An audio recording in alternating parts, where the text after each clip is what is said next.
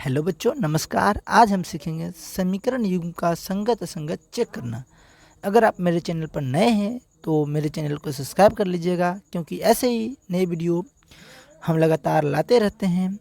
तो आइए इस सवाल को समझते हैं कॉन्सेप्ट के साथ, बिकॉज हम सभी जानते हैं कॉन्सेप्ट इज एवरीथिंग। तो संगत असंगत को समझने से पहले समीकरण युग्म का व्यापक रूप देखते हैं। तो दो चर वाला रैखिक समीकरण युग्म का व्यापक रूप होता है a1x plus b1y plus c1 बराबर 0। ये समीकरण फर्स्ट है। a2x plus b2y plus c2 बराबर 0। ये समीकरण 2 है।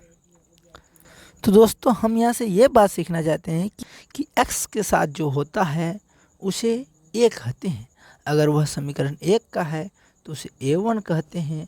अगर वह समीकरण 2 का है तो उसे a2 कहते हैं। और y के साथ जो होता है उसे b कहते हैं। अगर वह समीकरण 1 का है तो उसे b1 कहते हैं, और समीकरण 2 का है तो उसे b2 कहते हैं। और जो अचर पद होता है उसे क्या कहते हैं? c कहते हैं। अगर आप चर अचर के बारे में नहीं जानते हैं तो मैंने शॉर्ट्स वीडियो अपलोड कर दिया है। ये सारे कॉन्सेप्ट को आप जा कर के देख सकते हैं। तो x के साथ वाले पद को कहते हैं a। अगर समीकरण 1 का है तो a1, समीकरण 2 का है तो a2। और y के साथ वाला कहते हैं b। अगर समीकरण 1 का है तो b1 और समीकरण 2 का है तो b2।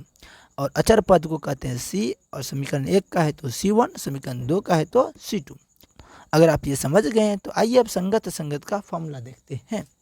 तो दोस्तों, संगत असंगत को पहचानने के लिए सबसे पहले उसका फॉर्मूला देखना होगा। तो आइए उसका पहले फॉर्मूला देखते हैं। तो अगर a1 बट्टा a2 बराबर नहीं आया b1 बट्टा b2 के, तब उसका ग्राफ संगत होता है।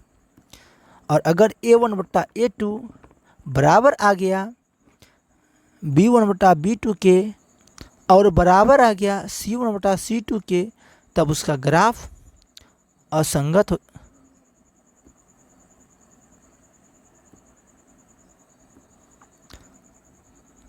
तब भी उसका ग्राफ संगत होता है। मतलब संगत दो केस में होता है। जब a1 बटे a2 बराबर नहीं हो b1 बटा b2 के, तब भी उसका ग्राफ संगत होता है। और जब a1 बटा a2 बराबर, मतलब तीनों पद बराबर चला है, तब भी क्या होता है? संगत। और असंगत को चेक करने का फॉर्मूला होता है, अगर a1 बटा a2 बराबर आ गया b1 बटा b2 के और बराबर नहीं आया c1 बटा c2 के, तब उसका जो ग्राफ होता है असंगत होता है। क्या होता है? असंगत होता है। अब आइए इस सवाल को आप तुरंत बना लीजिएगा। बस आप फॉर्मूला याद रखिएगा कि अगर a1 बटा a2 बराबर नहीं आया b1 बटा b2 के, तब उसका ग्राफ संगत बनता है। अगर a1 बटा a2 बराबर आ गया b1 बटा b2 के, बराबर आ गया c1 बटा c2 के, तब भी उसका ग्राफ संगत होता है। और अगर a1 बटा a2 बराबर आ गया b1 बटा b2 के और बराबर नहीं आया c1 बटा c2 के, तब उसका ग्राफ असंगत होता है। अब आइए सवाल को चेक करते हैं। तो a1 क्या होता है? x के साथ वाला को समीकरण 1 का है तो उसको क्या कहते हैं? a1। हम डायरेक्ट लिखते हैं। आप यहाँ लिख दें, चूँकि माना कि इसे समीकरण 1, ये समीकरण 2, और फिर दिया गया है a1 b1 c1 a2 b2 c2। आप सब लिख दीजिएगा बढ़िया से सवाल। आइए हम डायरेक्ट बनाते हैं। हम डायरेक्ट लिखेंगे तुलना करने पर। तो a1 क्या है? a1 कितना है? a1 बटे a2 कीजिए तुलना। तो a1 कितना? 1 बटा a2 कितना है? 2 लिखिए। बराबर देखिए क्या बराबर है? b1 बटे b2, b1 minus 1। b1 y के साथ वाला को b कहते हैं। b1 कुछ नहीं है तो कितना होगा? 1 होगा। कुछ नहीं है तो कितना होगा? 1। अब माइनस के साथ बोलिए तो माइनस लगा दिए। b2 माइनस 3 y के साथ वाला, और बराबर क्या देखिए, तो ये दोनों सबसे पहले तो ये देखिए क्या ये दोनों बराबर है, तो ये पता चलेगा बराबर नहीं है। तो चूंकि a1 बटा a2 बराबर नहीं है b1 बटा b2 के, इसलिए दिए गए समीकरण का ग्राफ क्या होगा? संगत। इसलिए दिए गए समीकरण ग्राफ क्या होगा?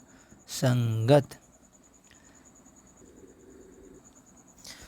तो यदि आप संगत असंगत को चेक करना सीख गए हैं तो यह सवाल आपके लिए होमवर्क रहा।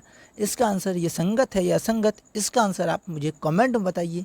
और वीडियो पसंद आई तो वीडियो को लाइक कीजिए और ज़्यादा से ज़्यादा शेयर कीजिए, ताकि हर क्लास 10th का बच्चा संगत असंगत को चेक करना सीख पाए और समझ पाए। तब तक के लिए धन्यवाद। मिलते हैं फिर नेक्स्ट वीडियो में।